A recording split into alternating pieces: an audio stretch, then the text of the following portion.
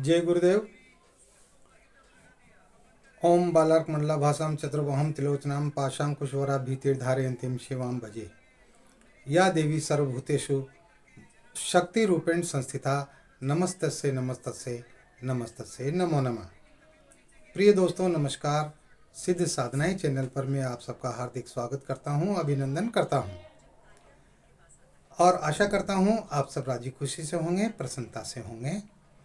आइए आज इस वीडियो में मैं आपको एक बहुत ही महत्वपूर्ण तंत्र प्रयोग के बारे में बताने जा रहा हूं। जैसा कि मैं बताता हूं, मंत्र और यंत्र जिस तरह से काम करते हैं, जितनी तेजी से काम करते हैं, उसी तरह से तंत्र प्रयोग भी काम करते हैं। तंत्र का क्षेत्र बहुत बड़ा है, बहुत विशाल क्षेत्र है और तंत्रों के माध्यम से भी हम हमारी परेशानियों को, हमारे दुखों को, संकटों को, इनको खत्म कर सकते हैं। हमारी जो भी इच्छा होती है, उन इच्छाओं की पूर्ति भी हम तंत्र के माध्यम से कर सकते हैं। तो चैनल पर नए हो तो चैनल को सब्सक्राइब जरूर करें, लाइक करें और शेयर करें अपने दोस्तों में। बेल आइकन को प्रेस करने पर आपको हमारा वीडियो का नोटिफिकेशन आपको सबसे पहले मिल जाएगा। ऑल पर क्लिक करना न भूलें। तो मैं आज आपको जिस तंत्र के बारे में बता रहा हूँ वह तंत्र है अशोक वृक्ष का। हाँ दोस्तों, अशोक वृक्ष होता है, कहते हैं ना कि जब रावण माता सीता को चुरा करके ले गया था तो अशोक वाटिका में अशोक वृक्ष ही सबसे ज़्यादा थे, इसलिए उसका नाम अशोक वाटिका रखा गया था। और अशोक वृक्ष के नीचे ही माँ जानकी को जो है रखा गया था। हाँ, तो ये अशोक वृक्ष हमारे देश में हर जगह पाया जाता है, कहीं भी पाया जाता है। ये जो है लोग इनको अपने घरों में भी जो है उगाते हैं। हाँ, मकानों में भी सामने बाउंड्री के अंदर इनको उगाते हैं और पार्कों में भी ये मिल जाता है और अन्य जगहों पर भी ये मिल जाता है। ये आसानी से उपलब्ध हो जाता है। ये ऐसा वृक्ष नहीं है कि जो दुर्लभ हो, कि जिसका मिलना असंभव हो। इसलिए ये वृक्ष बहुत ही उपयोगी वृक्ष है। सवाल तो जानने का है ना। हर जड़ी बूटी हमारे देश में, दुनिया में उपलब्ध हैं और हर जड़ी बूटी काम करती है, हर पेड़ पौधे काम करते हैं, लेकिन उनके बारे में विशेष जानकारी होना चाहिए। तो मैं आज आपको अशोक वृक्ष से आप किस तरह से अपनी किन किन समस्याओं का समाधान कर सकते हैं, ये मैं आपको इस वीडियो में बताने जा रहा हूँ। और इन प्रयोगों को आप कीजिए, निश्चित रूप से आपको सफलता प्राप्त होगी, है ना। तो एक एक शब्द को ध्यान से सुनिएगा, वीडियो को स्किप मत कीजिएगा, है ना, नहीं तो फिर क्या है, आप जानकारी से वंचित रह जाएंगे। ठीक है, तो मैं आपको आज अशोक वृक्ष की विभिन्न प्रयोगों के बारे में आपको बताने जा रहा हूँ। अशोक वृक्ष ये पार्कों में, स्कूलों में, बंगलों में और घर की जो क्यारियाँ होती है उसमें लोग इनको शोभा के लिए लगाते हैं, इसकी सुंदरता के लिए इसको लगाते हैं, है ना। इस वृक्ष को लगभग सभी लोग जानते हैं और ये दो प्रकार का होता है। तो एक वृक्ष के पत्ते रामफल सदृश होते हैं, रामफल की तरह दिखाई देते हैं। इसके ऊपर नारंगी रंग के फूल आते हैं। इस वृक्ष का पर माघ का जो महीना होता है, तो माघ के महीने से फागुन के महीने में इसमें फूल खिलते हैं, पुष्प खिलते हैं। और इस वृक्ष को की जो दूसरी जाति के पत्ते आम पत्तों की भांति होते हैं, इसके फूल सफ़ेद रंग के होते हैं। इस सफ़ेदी पर पीले रंग की झाइयाँ होती है और इसके ऊपर चौमासे में, यानी जो बारिश का जो मौसम होता है, उसमें इसमें फल लगते हैं, है ना। तो इस तरह से ये दो प्रकार के वृक्ष होते हैं। तो दोनों में से कोई भी आप प्रयोग में ले सकते हैं। तो अशोक का जो ये वृक्ष है, इसको शोक नाश वृक्ष भी कहते हैं। ये तमाम शोक का नाश कर देता है, सारे दुखों का, चिंताओं का नाश करने वाला वृक्ष है, इसलिए इसका नाम शोक नाश भी है। और इसको घर में लगाने से और इसको धारण करने से व्यक्ति को किसी प्रकार का शोक नहीं होता, है ना। इसे आंगन प्रिय भी कहते हैं, अंगना प्रिय, अंगना प्रिय भी कहा जाता है। इसका दूसरा नाम अंगना प्रिय भी है, क्योंकि इससे आंगन की शोभा बढ़ती है। और इसे निरीक्षण दोहद भी कहते हैं, क्योंकि इसे खाने से स्त्री के जो कई प्रकार के रोग होते हैं स्त्रियों के, वो रोग समाप्त हो जाते हैं और स्त्री सुंदरता में वृद्धि होती है। इस तरह से इसको कई कई नामों से पुकारा जाता है। अलग अलग प्रांतों में अपनी भाषाओं के नाम से भी इसको पुकारा जाता है, जाना जाता है ना। तो इसका प्रयोग कैसे किया जाएगा, तो इसका मैं पहला प्रयोग बताता हूँ आपको। अशोक वृक्ष का एक पत्ता तोड़कर उसको जो है सिर में धारण करने से आप जहाँ भी जाओगे वहाँ सफलता प्राप्त होगी।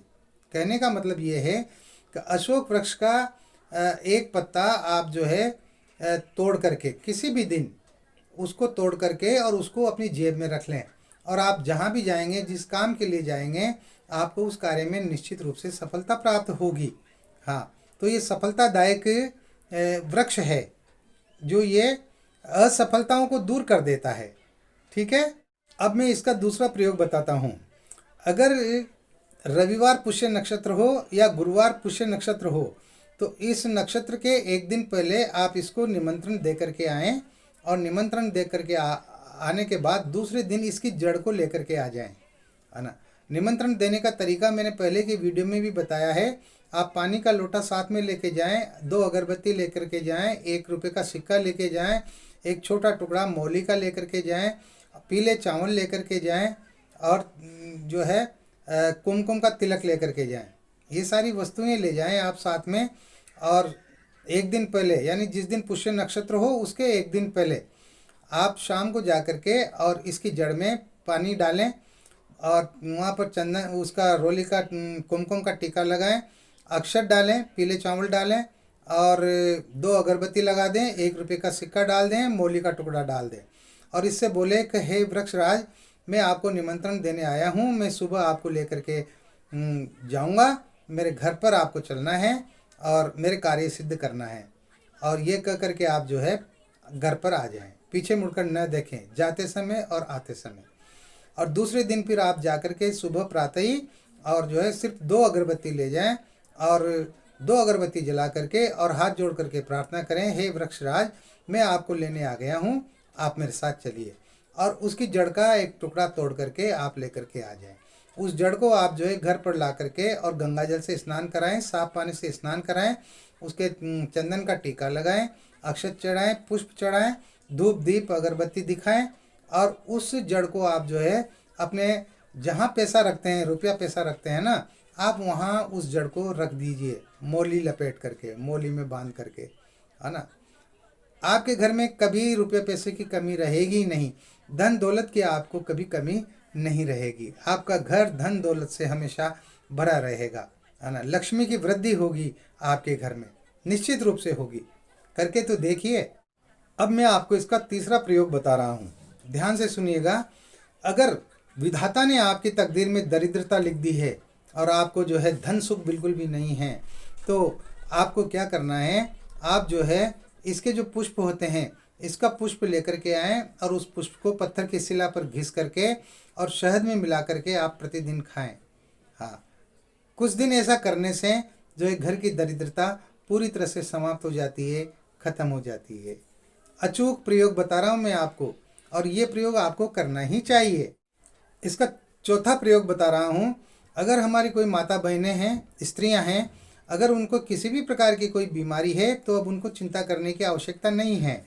अशोक वृक्ष की छाल लेकर के आएँ, इसके तने से जो है छाल उतार लें, और उस छाल को लेकर के आएँ और ला करके और उसको जो है उबालें, उबाल करके, और उसका पानी जो है वो अगर कुछ दिन पीती है, तो उसके जो है तमाम जो स्त्री रोग होते हैं ना, वो समाप्त हो जाएंगे। लिकोरिया प्रदर की शिकायत हमारी माता बहनों को ज़्यादा होती हैं, गर्भाशय संबंधी बीमारियां होती है, वो तमाम सारी बीमारियां जो है वो समाप्त हो जाएगी, और इसके साथ ही उनके सौंदर्य में वृद्धि भी होगी। हाँ, तो हमारी माता बहनों को ये प्रयोग करना चाहिए। इसका अगला प्रयोग बता रहा हूँ। चिंता बहुत खतरनाक होती है। चिता वह है जो मुर्दे को जलाती है, और चिता से बढ़कर चिंता है जो जिंदे व्यक्ति को ही जला देती है। हाँ, अगर आपको किसी भी प्रकार की कोई चिंता है, तो अब आपको चिंता करने की आवश्यकता नहीं है।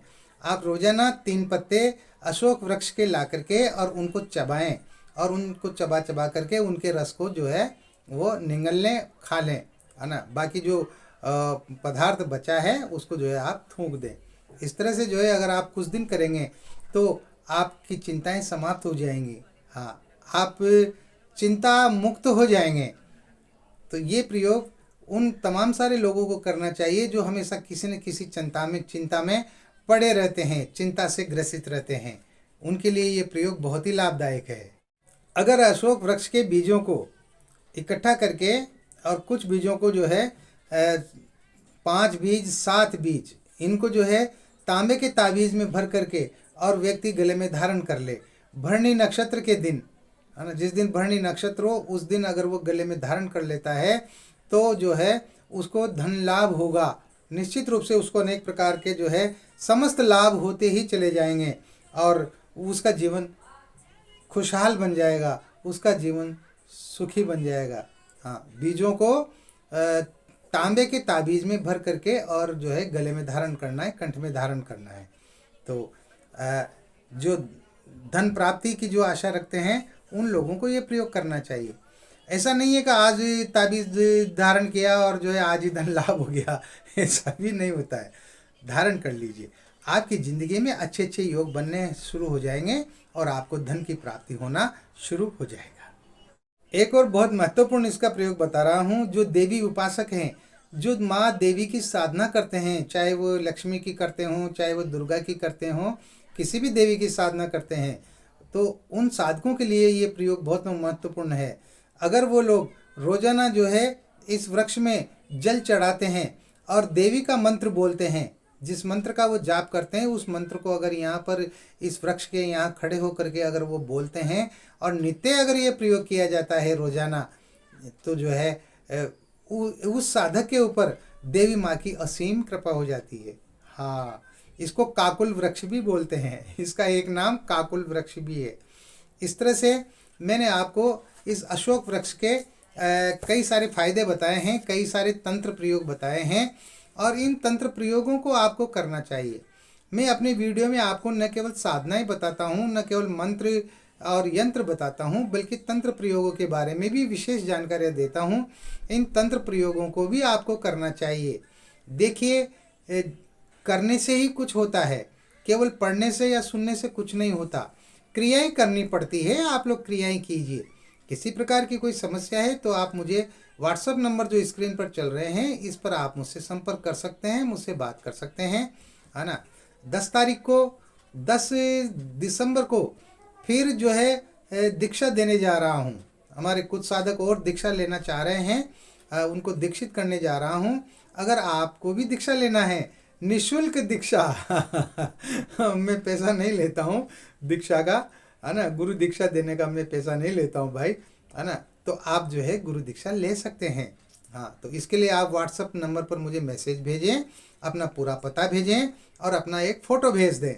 आपको मैं तमाम सारी विधि बता दूंगा, मंत्र बता दूंगा और किस तरह से आपको दीक्षा लेना है वो सारी बात समझा दूंगा, तो आप दीक्षा ले सकते हैं। इस वीडियो में इतना ही। मिलते हैं एक और नए वीडियो में नई जानकारी के साथ, नए प्रयोगों के साथ। तब तक आप बने रहिए सिद्ध साधनाएं चैनल पर, जो आपका अपना है। हाँ, आपका ही ये, मेरा कुछ नहीं है इस चैनल पर। मैं तो केवल एक माध्यम हूँ। मेरे गुरुदेव ने मुझे एक माध्यम बना दिया ताकि जो है उनके दिए हुए ज्ञान को मैं आप लोगों के बीच में प्रसारित करता रहूँ, प्रचारित करता रहूँ, बांटता रहूँ। आप खुश रहें, प्रसन्न रहें, हंसते रहें, मुस्कुराते रहें। इस वीडियो को मैं यहीं पर विश्राम देना चाहता हूँ। जय गुरुदेव।